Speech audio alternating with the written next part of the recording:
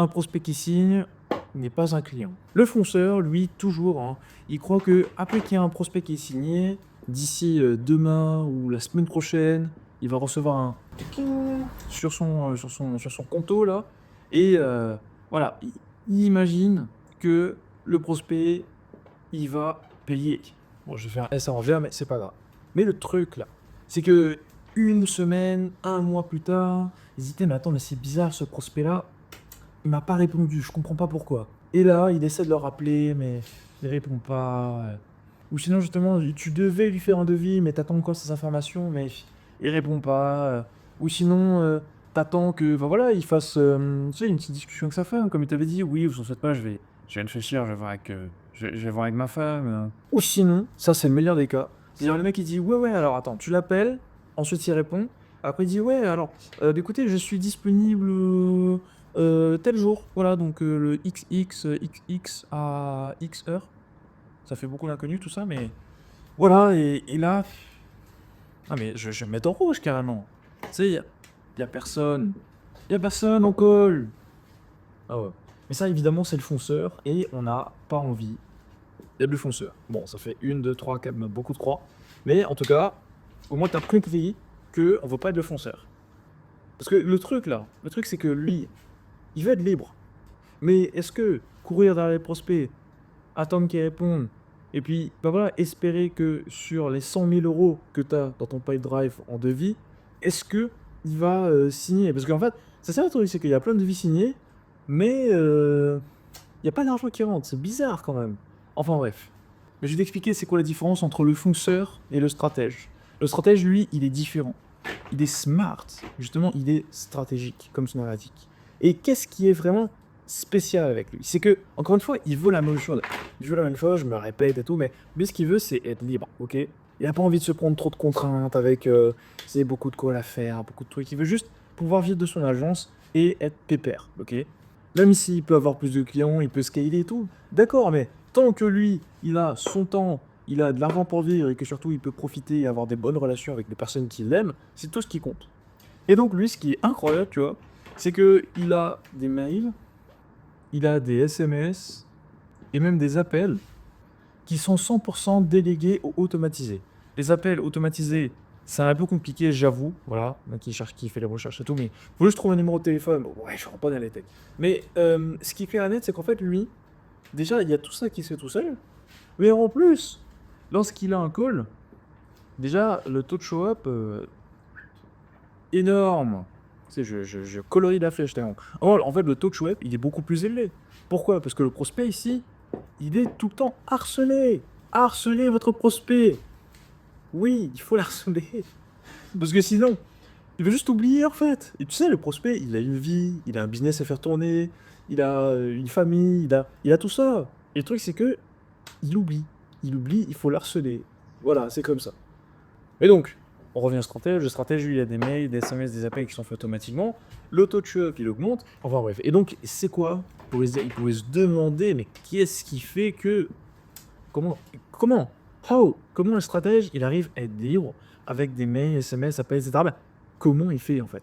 C'est dû à quoi que il a des rendez-vous, il a tout ça, et que surtout, ils arrivent et qu'ils payent? Eh ben, il n'y a pas d'10 000 secrets. C'est qu'il a un processus de maturation. Alors, qu'est-ce que c'est que ce truc? Oups, je sais pas viser. Qu'est-ce que c'est que ce truc? Et ben, je vais t'expliquer ça maintenant. Déjà, un processus de maturation, ça se divise en 3 piliers. Toujours 3 piliers. On a d'abord le fait de lister tous les canaux. Donc tous les canaux d'acquisition, hein, j'entends là mail, WhatsApp, SEO, je sais pas, bref, tu listes tes canaux. Deuxième chose, oui, j'ai pris des notes. C'est tout ce qui touche aux interactions, hein, comme on a mentionné précédemment. On va cette fois-ci aller un petit peu plus en détail sur quoi dire, comment dire, etc. Et enfin, bon ça on va dire que c'est un peu facultatif, mais c'est quand même très lié, c'est les automatisations. Soit, donc commençons déjà par les canaux. Bon, en fait, on va aller sur cette étape très rapidement, hein. Juste, tu prends tous les canaux d'acquisition que tu as, donc ça peut être en inbound, en outbound, partout, et je trouve un moyen en fait de les centraliser, de centraliser tous les prospects qui entrent. Ça peut être par exemple dans un Airtable, dans un Pipedrive, enfin qu'importe. Mais l'intérêt, c'est vraiment de tous les prendre et de les mettre à un endroit, ok? Bon, voilà, c'était très rapide, hein, donc là, on va le check. Maintenant, interaction. Donc, c'est là où je veux détailler un petit peu plus. Donc, comment on fait ces interactions-là avec le prospect pour faire en sorte qu'on puisse l'harceler, voilà, entre gros guillemets, hein, qu'on puisse vraiment lui envoyer des messages, des mails, des appels, et faire en sorte qu'en fait, lorsqu'il arrive en rendez-vous, il se dise ok, j'ai vraiment envie d'en savoir davantage. Et l'intérêt, en fait, vraiment, l'objectif des interactions, c'est que lui-même, il réserve son rendez-vous. Parce que le truc là, c'est que par exemple, lorsqu'on fait des appels à froid, lorsqu'on fait. euh, en tout cas, lorsque l'on fixe le rendez-vous avec le prospect au téléphone, il y a un taux de show-up qui est souvent beaucoup plus bas que si par exemple vous visiez des vidéos ou du contenu sur LinkedIn et qui réserve son appel de lui-même. Parce qu'en fait, là, c'est différent. L'engagement n'est pas pareil. Si vous lui envoyez votre calendrier qui réserve son appel, c'est déjà là beaucoup plus différent que si vous réfléchissiez à un créneau mutuel. D'accord, effectivement, lorsque l'on fixe un rendez-vous, on a beaucoup plus de. Enfin, dans tous les cas, voilà, on vient.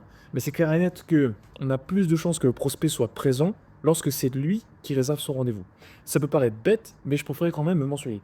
Vraiment, l'intérêt des interactions, c'est de faire en sorte qu'il réserve son call. Mais dans ce cas, en fait, quelle interaction on va mener pour faire en sorte qu'il puisse réserver son call? Je vous montre ça maintenant. De toute façon, les canaux, ce seront les trois principaux, les trois que l'on utilise tous et le plus au quotidien.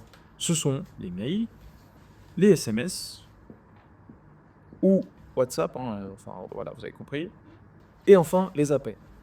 Le goal, c'est, vu qu'on souhaite être libre, c'est de dépenser le moins d'énergie possible pour effectuer ces choses et de faire en sorte que, lorsque l'on effectue ces choses, elles soient assez bien faites pour que l'on puisse avoir des calls qui sont réservés de par nos prospects. Donc, comment ça marche?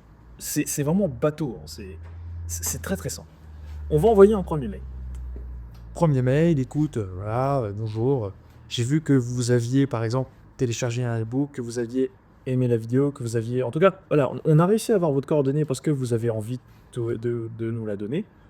Alors, est-ce que ça vous dirait qu'on prenne un rendez-vous et qu'on puisse discuter de ceci, cela, ou est-ce que ça vous dirait d'échanger à tel propos, etc. Qu'importe après votre méthodologie, votre processus de vente. Mais en tout cas, de faire en sorte que déjà, il y ait une première interaction qui soit faite avec le prospect et de lui dire, bah écoute, on est là, on a vu que tu as un intérêt à effectuer telle chose, alors on se positionne pour t'aider, déjà te proposer un premier service, un premier produit pour que tu puisses atteindre ton objectif. Donc ça, c'est la première chose. Voilà, peut-être il n'y a pas trop de réponses, c'est pas hyper réceptif, bah écoute, c'est pas grave, au bout de 3 jours, ils vont envoyer un message WhatsApp. Ok, donc cette fois-ci, voilà, on parle. Bonjour, j'ai vu que vous aviez réservé ceci, est-ce que vous voulez changer? Voilà. Encore une fois, à vous de voir la stratégie et la rédaction que vous souhaitez mettre en place autour de ça. Et enfin, si vraiment il n'y a toujours pas répondu, au bout de 3 jours, encore une fois, on peut se permettre d'effectuer un appel. Donc là, il y a deux choix. Vous faites de call vous-même. Possible, voilà, c'est qui décide, vous faites de call vous-même. Deuxième chose, vous déléguez ce call à quelqu'un. Donc pour ça, en fait, vous effectuez une petite notification. Plus, pourquoi pas, il y a une tâche dans le CRM, enfin qu'importe en tout cas, il faut que les personnes qui travaillent avec vous soient au courant que ils ont un appel à faire. Ou bien, dans le meilleur des cas, c'est que vous avez une IA qui s'occupe d'appeler ces prospects. Et là, c'est magique. Et donc voilà. Donc là, on a déjà fait un premier cycle. Ok. Et l'intérêt, c'est de recommencer ce cycle 3 fois. Comme ça, au moins, on arrive toujours à essayer d'aller chercher la personne. Et ce qu'il y a de bien, ou en tout cas ce qui est possible de faire pour améliorer davantage les résultats, c'est de changer les angles marketing. C'est-à-dire que par exemple, le premier angle que l'on pourrait utiliser, c'est, je sais pas moi, un exemple. Écoute, c'est pourquoi pas parler de vos services. Voilà, vraiment un truc très promotionnel, très bateau. Enfin, pourquoi pas, ok? C'est un exemple. Ensuite, pourquoi pas quelque chose de beaucoup plus émotionnel, en jouant sur les conséquences négatives, positives, les douleurs, les bénéfices, les avantages, etc. Faire cette fois-ci une campagne beaucoup plus axée là-dessus. Ou encore, pourquoi pas, je veux aller sur la preuve sociale.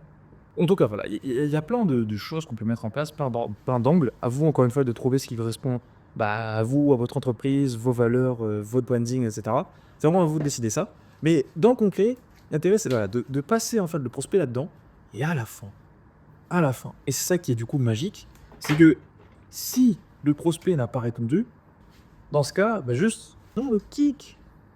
il dégage du CRM, c'est tout. On va pas s'embêter à aller chercher encore 20 fois.